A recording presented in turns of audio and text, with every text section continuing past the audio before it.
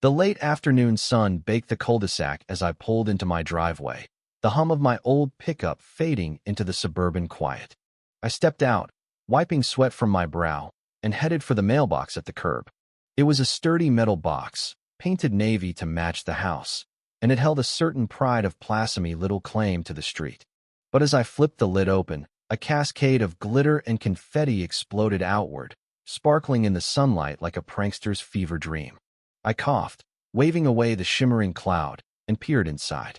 My mail bills, a postcard, a magazine was coated in pink and gold sparkles. A handwritten note sat on top, scrawled in loopy cursive. "Brighten up, neighbor. Your boring mailbox needed some pizzazz." The community beautification crew. My pulse quickened. This wasn't a kid's prank. This was deliberate. Across the street, laughter erupted. Two women sat on a porch swing, sipping lemonade from mason jars, their outfits screaming for attention-matching sundresses, one in blinding lime green, the other in electric blue. Their auburn ponytails bobbed as they giggled, watching me like hawks waiting for a mouse to twitch. "Like our surprise, neighbor," the green-dressed one called, her voice dripping with mock sweetness. Her earrings glinted as she tilted her head. I crossed the street, glitter still clinging to my shirt. "Did you do this to my mailbox?" I asked, holding up the note. The woman in blue leaned forward, smirking. "Oh, that's just my Clara," she said, pointing to herself. "I'm Vivian. We thought your mailbox looked dull, so we spiced it up." "You're welcome." My jaw tightened. "You filled my mailbox with glitter." Clara chuckled. "It's eco-friendly glitter. And honestly, an open mailbox is practically begging for a makeover. It's community spirit." I stared, incredulous. "It's my property." Vivian rolled her eyes. "Don't be so uptight. We're on the HOA's aesthetic committee." Your drab mailbox was dragging down the neighborhood vibe. I took a breath, fighting the urge to snap. These women had violated my property and were acting like I owed them gratitude. "Clean it out," I said, voice low. Clara waved a dismissive hand. "We're busy, hon. Besides, it's not hurting anyone." "It's vandalism," I shot back. Vivian laughed, sipping her lemonade. "Drama much? Post it on social media if you're so mad." I pulled out my phone and started recording. Their smug expressions didn't falter. "Oh, he's filming," Clara mocked. "What's next, a lawsuit?" "No," I said. "Just proof you admitted to tampering with my mailbox."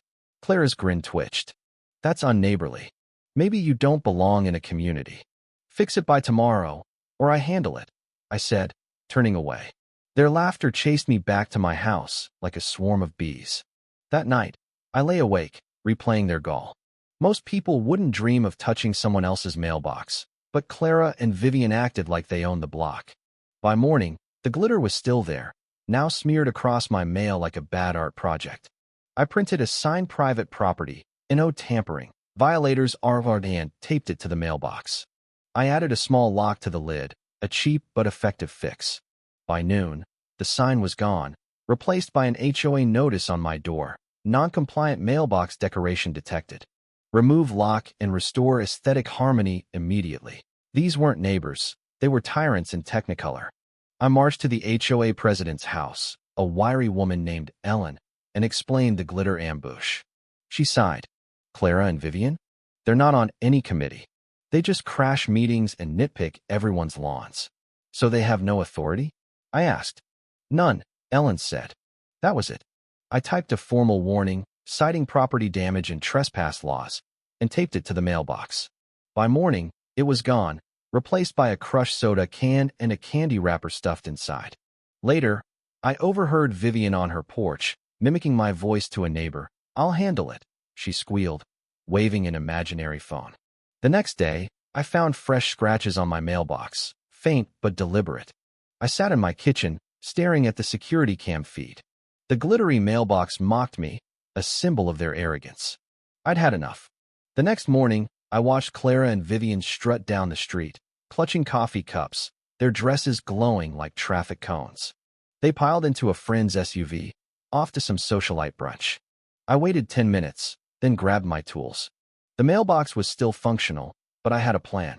I unbolted it from its post, carried it to my garage, and replaced it with a decoy, a cheap, identical box from the hardware store, rigged with a spring-loaded dye pack filled with washable blue paint. I taped a new sign, "Tamper at your own risk." Then I uploaded a 10-second video online, showing the glitter mess and my new setup, captioned, "When HOA wannabes trash your mailbox, you set a trap." It started gaining traction fast.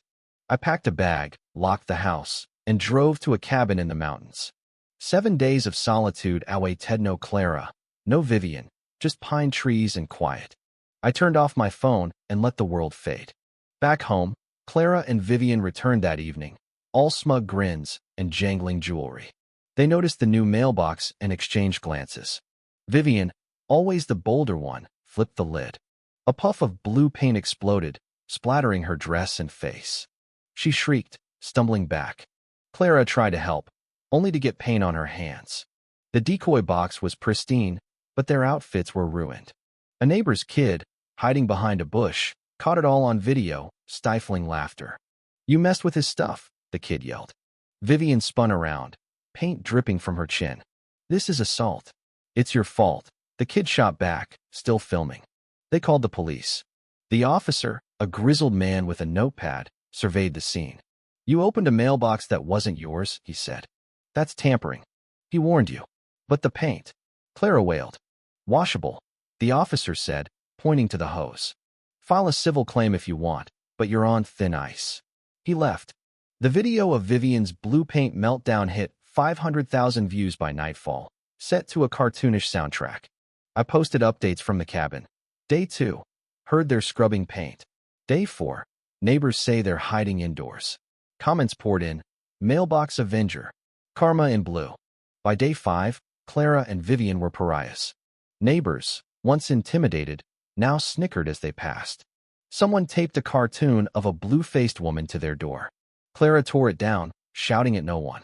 On day 6, they tried to clean the original mailbox, only to trip my garage alarm, sending them scrambling. The footage went viral.